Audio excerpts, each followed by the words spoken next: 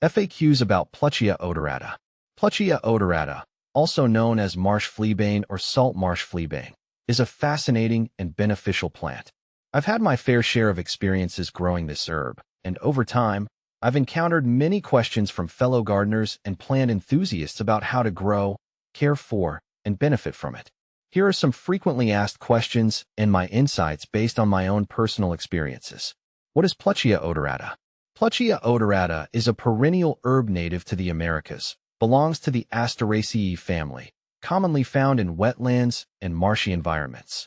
It's recognized for its strong, aromatic fragrance, which makes it stand out in any garden. The plant grows to about 3 to 6 feet tall and bears pink or purplish flower heads. Beyond its beauty, Pluchea odorata has been used for centuries in traditional medicine for its anti-inflammatory, analgesic, and antiseptic properties. How to care for Pluchea odorata. Caring for Pluchea odorata is fairly straightforward. Since it thrives in wetlands, I've found it best to keep the soil moist at all times. While it can tolerate brief periods of dryness, the plant does best when grown in consistently damp conditions. It prefers full sun but can tolerate partial shade, especially if grown in hotter climates. I've also found that using rich, organic soil provides the best growth results. Fertilization isn't usually necessary, but I add some compost during the growing season to boost its health. How to propagate Pluchea odorata. Propagating Pluchea odorata is quite simple. I've had success both with seeds and cuttings. If you're using seeds, sow them in early spring. Make sure the soil is moist and place the seeds on top, as they need light to germinate. Germination usually takes 2 to 3 weeks. For cuttings, take a healthy stem during the growing season, dip it in rooting hormone, and plant it in moist soil. Within a few weeks, roots should form and new growth will begin. What plants can you pair with Pluchea odorata? In my garden, I've found that pairing Pluchea odorata with other moisture-loving plants works best.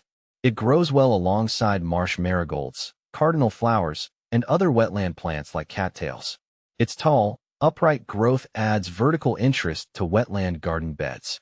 I also like to plant it near grasses like spartina to create a naturalistic, wetland vibe.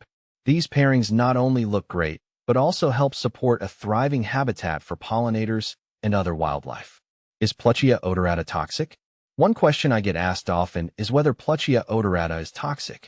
In my experience, this plant is generally safe for humans and animals. It's been used in traditional medicine across many cultures, particularly in Latin America, where it's valued for its medicinal benefits.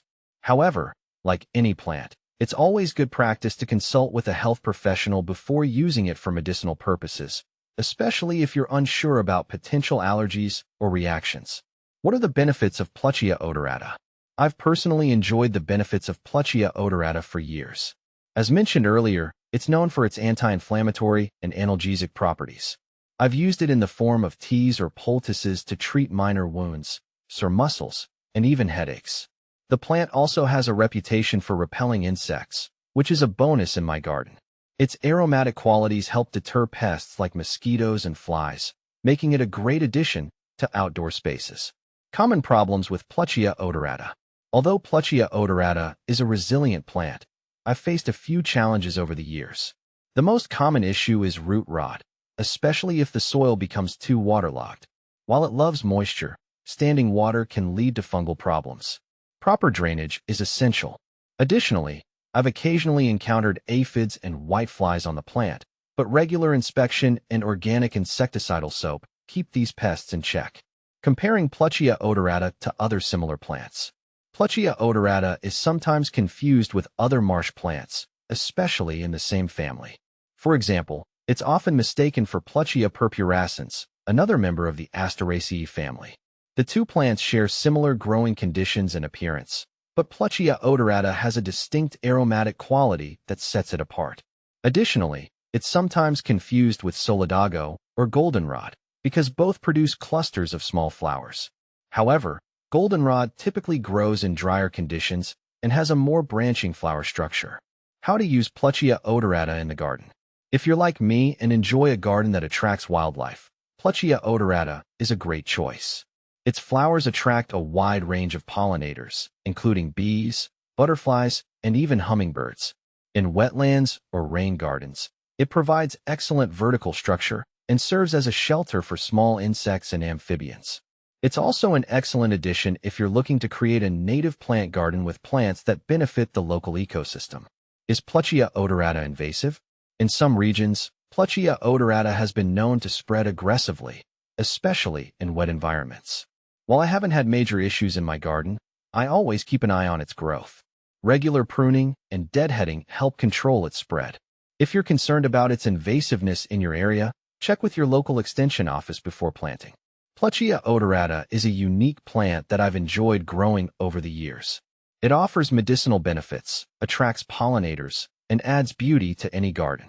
While it has specific growing requirements, with a little attention to moisture and care, it can thrive and provide a range of benefits. If you're thinking about adding it to your garden, I highly recommend it, especially if you enjoy wetland plants and want to attract wildlife.